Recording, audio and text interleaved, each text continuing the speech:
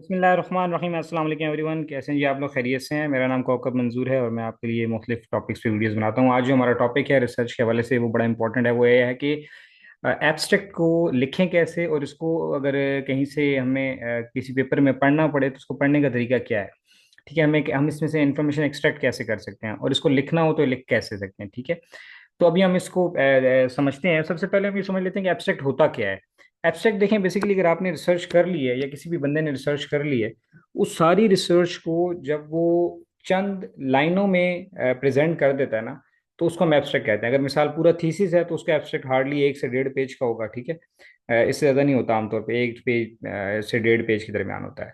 और अगर आप पेपर है 10-12 पेजेस का पेपर है, लेट सपोज, उसका जो एब्स्ट्रैक्ट होगा वो हार्डली 200, 150, 200 वर्ड्स के दरमियान होता है। मैक्सिमम 250 वर्ड्स के होता है। ठीक है, अप टू।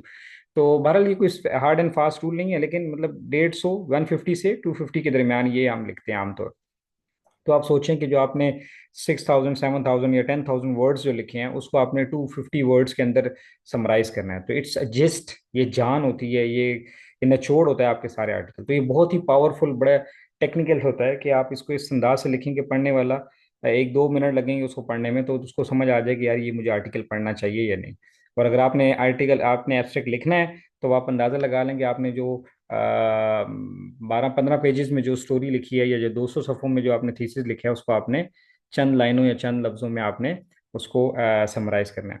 अब इसको हम देख लेते हैं कि इसके क्या क्या फॉर्मेट हैं। एक तो इसको ना, ये दो फॉर्मेट में आमतौर पे लिखा जाता है। एक ये फॉर्मेट आपको स्क्रीन पे नज़र आ रहा है। ठीक है, इसको हम थोड़ा और भी विजिबल कर देते हैं। ठीक है, ओहो, थोड़ा जल्दी हो गया समहाउ। ठीक है, तो इसको हम देखते हैं कि अब तो एक तो हम इसको ऐसे भी लिख सकते हैं, जिसमें आपको ये हेडिंग्स नज़र आ रही हैं। ठीक है, पर्पस है, मेथोडोलॉजी एंड डिज़ाइन है, फाइंडिंग है, प्रैक्टिकल इंप्लीकेशन है, ओरिजिनलिटी एंड कीवर्ड्स। ये 6-7 हेडिंग्स होती हैं आमतौर पे। इसको स्ट्रक्चर्ड फॉर्म कहते हैं। ठीक है, आमतौर पे एमरल्ड वाले जो हैं उनका इस तरह से होता है। तो आपने जिस पेपर में, जिस जर्नल में आपने पेपर पब्लिश करना हो, तो फिर देख लेंगे उनकी रिक्वायरमेंट क्या है। तो अगर इस तरह की रिक्वायरमेंट है तो फिर हमने इस तरह से लिखना है। और अगर बाज़ का जो दूसरा फॉर्मेट है वो भी आपने देखा होगा कि वो यूं पूरा एक पैराग्राफ होता है। ठीक है, एक ही पैराग्राफ यहाँ से शुरू हो रहा है और ये एब्स्ट्रैक्ट आपका सारा। ठीक है, इसको हम ये देखें, ये तकरीबन 250 वर्ड्स के अंदर इसने सारी बात खत्म कर दी। ठीक है, इसी तरह ये जर्नल ऑफ क्लीनर प्रोडक्शन है। इसका भी देखें, एब्स्ट्रैक्ट एक ही पैराग्राफ है, कोई हेडिंग नहीं है, कुछ भी नहीं है। तो ये आप पहले देख लें कि आपने जहाँ पब्लिश करना है पेपर, तो उसका जो एब्स्ट्रैक्ट है वो किस तरह से वो डिमांड करते हैं। तो पहले हम इसको स्ट्रक्चर्ड फॉर्म को ले लेते हैं। ठीक है, ये आसान है समझना। लेकिन सबसे पहले आ जाता है इसमें पर्पस। ठीक है, कि आपकी जो रिसर्च है उसका पर्पस क्या है। तो अब आपने पूरा का पूरा जो प्रॉब्लम स्टेटमेंट, रिसर्च गैप या इंट्रोडक्शन कह लें, वो आपने 2 से 3 लाइनों में आपने समराइज करके लिखा। आप जरा देखिए इसका टाइटल क्या था, हम उसको देखते हैं। इसका था linking the green intellectual capital, ambidextrous green innovation and firms green performance, evidence from Pakistani manufacturing firm. ठीक है, अब ये इसने देखें कैसे यहाँ लिखे। इसने एक लाइन में बताया कि इंपॉर्टेंस क्या है इसकी।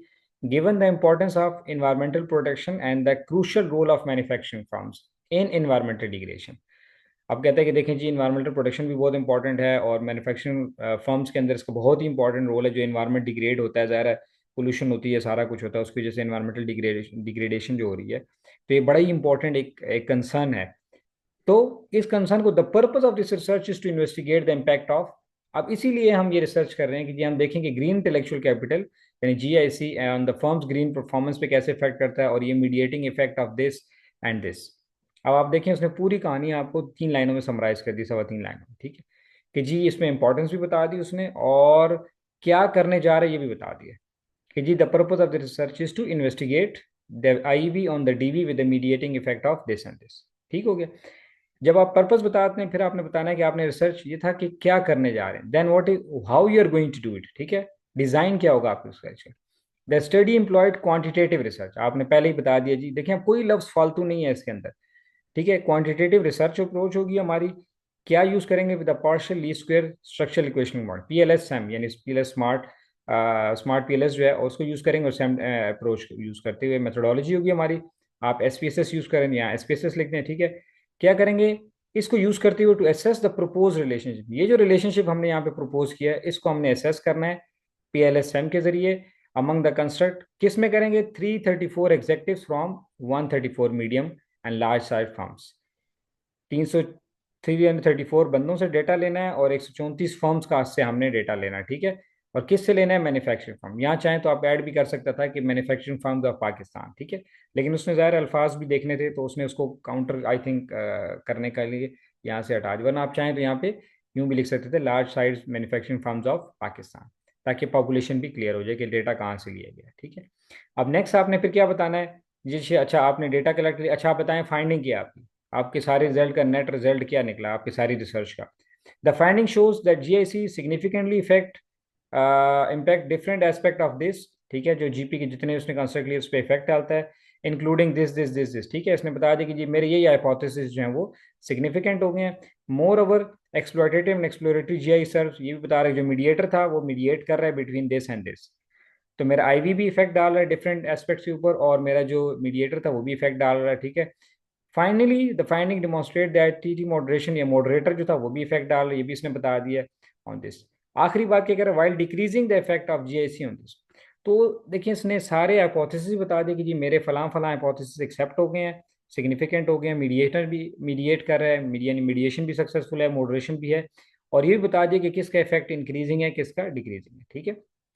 तो आप देखें 3-4 लाइनों के अंदर उसने सारी की सारी फाइंडिंग, यानी पूरा चौथा चैप्टर जो होता है हमारा आमतौर पे, वो सारा उसने 3 लाइनों में बता दी। अब पढ़ने वाले को पता चल रहा है कि जी आपने इस बंदे का पर्पस क्या था, इसने कौन सी मेथोडोलॉजी इस्तेमाल की थी, और इसका रिजल्ट क्या निकल के आया। अब अगली जो इंपॉर्टेंट बात है कि इस सारे बात से हमें हासिल क्या होता है, what is the practical implication of it. So the research offers, अब बता रहे हैं क्या इम्प्लीकेशन है, valuable insight and novel strategy for manufacturing firms and policy maker. वो कहता है manufacturing firm and policy maker के लिए बड़ी इंपॉर्टेंट है, कैसे, to mitigate the environmental degradation and attain sustainable GP by stimulating this, ठीक है। वो कहता है कि यार हम ये जो हमने रिसर्च की है ये किसके लिए इंपॉर्टेंट है, मैन्युफैक्चरिंग फर्म के लिए भी, और पॉलिसी मेकर यानी गवर्नमेंट वगैरह जो बाकी डिपार्टमेंट्स हैं उनके लिए भी। कैसे है कि ये उनको हेल्प करेगी कि यार इन्वायरमेंटल डिग्रेडेशन जो हो रही है उसको कैसे कम किया जा सकता है। हम इस रिसर्च में हमने बताया कि जी कैसे कम किया जा सकता है, ठीक है। और सस्टेनेबिलिटी जो है वो ग्रीन परफॉर्मेंस की हम कैसे हासिल कर सकते हैं। तो उसमें देखें 2-2.5-3 लाइनों में सारी अपनी इम्प्लीकेशन बता दी। अच्छा, वो कहते चलें ये भी समझ आ गया। अब आप बताएं आपने एक नया क्या काम किया, बहुत सारे लोगों ने इन्वायरमेंटल डिग्रेडेशन पे काम किया होगा, आपका क्या नोवेल्टी क्या है। तो ये भी आपने 3 लाइनों में आपने यहाँ बता देनी है। This research adds to the current this is literature. वो कहता है यार ये जो वेरिएबल्स हैं इन पे जितना भी लिटरेचर है इस पे ये एडिशन है, कैसे, bye focusing on the green environmental issues using resource based view. कहते हैं हमने जो है वो ग्रीन इन्वायरमेंटल इश्यूज जो हमने उठाए हैं उसको हमने आरबीवी थ्योरी के जरिए हमने स्टैब्लिश किया है। The research also provides a significant theoretical and practical justification by explaining the relationship by differentiating this between this and this, ठीक है। बता रहा है कि ये है वो नोवेल्टी जो हमने डिस्कस की। ज़ाहिर है मैं वेरिएबल को ज़्यादा फोकस इसलिए नहीं कर रहा कि आपके जो होंगे वो डिफरेंट वेरिएबल होंगे। मकसद बात के ये है कि आपको समझ आए कि यहाँ पे आपने लिखना क्या है, कि जी ये हमारा कंट्रीब्यूशन है, ये ओरिजिनलिटी है जो पहले नहीं हुई थी। तो हमने कोई थ्योरेटिकल कंट्रीब्यूशन कर दिया किसी थ्योरी में, हमने उसको स्टैब्लिश किया थ्योरी को, या हमने जो है क्या कहते हैं कोई और थ्योरेटिकल या प्रैक्टिकल जस्टिफिकेशन प्रोवाइड की है कि जी इस रिलेशनशिप को इस तरह से एक्सप्लेन किया जा सकता है। तो ये इसके अंदर 5-6 हेडिंग्स होती हैं। बाज़ बात इसको इसमें अभी देखें 1-2-3-4-5 हेडिंग, आखिर में आपके आ जाएंगे कीवर्ड्स और फिर पेपर टाइप या रिसर्च है। तो ये एक ऊपर नीचे भी हो सकती है अलग, लेकिन जनरली इस तरह की ही हेडिंग्स आती हैं, ठीक है। तो आपको पता चल गया कि अगर आपने ऐसा एब्स्ट्रैक्ट लिखना है तो आपने पहले 2-3 लाइनों में पर्पस एक्सप्लेन कर देना है कि जी ये रिलेशनशिप हैं जिनको मैंने एक्सप्लोर करना है, ये मेरी मेथोडोलॉजी होगी और उसकी ये फाइंडिंग आई है। अच्छा, बाज़ औक़ात ऐसे भी होता है आपके जहन में ये सवाल होगा कि जी कभी कभी तो हमसे एब्स्ट्रैक्ट पहले लिखवा लेते हैं, जैसे कॉल फॉर पेपर आते हैं तो कहते हैं एब्स्ट्रैक्ट सेंड कर दें, तो वहाँ प्रोपोज्ड मेथोडोलॉजी लिख देते हैं, सॉरी प्रोपोज्ड फाइंडिंग लिख देते हैं कि जी ये एक्सपेक्टेड फाइंडिंग है इसकी, ठीक है। और फिर इसी तरह उसमें हम ये भी लिख देते हैं कि जी ये इसकी इम्प्लीकेशंस होंगी, जो फाइंडिंग आएंगी उसकी ये इम्प्लीकेशंस होंगी और ये इसमें नया काम हो रहा है। तो बाकी तो सेम होता है, लेकिन ये है कि फाइंडिंग चूंकि हमें नोन नहीं होती तो हम उसमें लिख देते हैं कि दी एक्सपेक्टेड या the propose finding of this result studies will be this. लेकिन अगर आपने रिसर्च कर ली है मोस्ट प्रॉब्ली तो एंड पे ही लिखा जाता है कि सारी रिसर्च होने के बाद जब ख़त्म हो जाती है तो उस सारी रिसर्च को मैंने जैसे कहा उसका निचोड़ हम 200-250 लफ्ज़ों के अंदर वर्ड्स के अंदर हमने लिखना होता है। इसी को अगर आप चाहें तो इस तरह भी लिख सकते हैं। अब इसमें भी वही बात होगी। अब इसमें पहले देखें बता रहा है क्या आई थिंक इसको थोड़ा सा और जूम कर लेंगे ताकि आपको ठीक से नज़र आए। ठीक है, अब ये बताएंगे स्टार्ट में क्या बता रहा है, modern firms have been urged to play the role. आप ये उसकी वो इंट्रोडक्शन बता रहा है, उसकी इंपॉर्टेंस बता रहा है कि सस्टेनेबल बिजनेस एनवायरनमेंट होना चाहिए, the relevance of the green aspect. अच्छा, इसका पहले टाइटल मैं आपको बता दूं क्या है रिसर्च का, ताकि आपको आइडिया हो जाए कि हम किस तरह। ये भी है, investing the green intellectual capital to enhance the green corporate image under the influence of the green innovation. तो ये भी केस ऑफ चाइनीज एसएमईज। ठीक है, तो ये भी ग्रीन इंटेलेक्चुअल पे ही है। तो इसको भी हम देखते हैं कि इसने स्टार्ट में कैसे इसको फ्रेज किया हुआ है। ठीक है, तो ये कह रहा है कि जी बहुत इंपॉर्टेंट है सस्टेनेबल बिजनेस एनवायरमेंट। इसमें देखिए इंपॉर्टेंस बता रहा है, relevance of green prospect to the green environment, ये भी इसकी इंपॉर्टेंस बता रहा है स्टिल। अभी आगे क्या बता रहे हैं जी, इंपॉर्टेंस बता के कहते हैं still little research has been conducted. अब अपनी बात की तरफ आ रहा है कि ये बहुत थोड़ी रिसर्च हुई है इन चीज़ों पे, किस पे, ग्रीन इंटेलेक्चुअल कैपिटल पे, इन प्रोमोटिंग द फलां फलां बिहेवियर विद द चाइना। अब ये देखें, अब कॉन्टेक्चुअल इंपॉर्टेंस बता रहा है कि ये China higher level of carbon emission, चूंकि चाइना एक बड़ा इंडस्ट्रियलिस्ट कंट्री है तो वहाँ पे कार्बन एमिशन बहुत ज़्यादा होता है। So it has become an imperative for the business to investigate the ways to improve the environmental performance. अब ये देखें, इसने 4 लाइनों के अंदर आपको इंपॉर्टेंस भी बता दी और वो गैप भी बता दिया कि जी, और कंटेक्चुअल रेलेवेंस भी बताई कि हमने चाइना में स्टडी क्यों कर रहे हैं, क्योंकि वहाँ पे कार्बन एमिशन बहुत ज़्यादा है और हम इन्वायरमेंटल पे ही स्टडी कर रहे हैं और हम चाहते हैं कि कोई ऐसा ग्रीनिंग कॉन्सेप्ट इसमें दें ताकि ये इन्वायरमेंटल परफॉर्मेंस फर्म्स की बेहतर हो। फॉर दिस पर्पज आप क्या करें, इस पर्पज के लिए हम क्या करें, हमने डेटा कलेक्ट किया जी 451 इंटरप्रेन्योरल फार्म से, ये आपकी मेथोडोलॉजी आ गई और हमने इसको एनालाइज किया थ्रू पीएलएस के जरिए। ठीक है, ये भी उसने बता दिया, हमने भी यहाँ पे मेथोडोलॉजी आ गई बेस्ड। अच्छा, पे थ्योरी भी बता दी। अच्छा, उसने थ्योरी नहीं बताई थी, यहाँ पे इसने थ्योरी, हाँ उसने बताई थी रिसोर्स बेस्ड व्यू थी, इसने भी बता दी based on the social cognitive theory. ये एजम्पशन हमने स्टडी की है कि जी ग्रीन इंटेलेक्चुअल कैपिटल और ये सारे सारे वेरिएबल्स हैं कैसे इन्फ्लुएंस करते हैं, तो ये उसने बता दिया कि ये हमारा जो पर्पस था वो भी है। एंड ग्रीन कोर कॉम्पिटेंसी, अच्छा ये रिजल्ट्स भी बता दिए कि जी पॉजिटिवली इम्पैक्ट डाल रहा है, ये भी पॉजिटिवली इन्फ्लुएंस डाल रहा है। तो ये उसके फाइंडिंग्स भी यहाँ पे आ गई।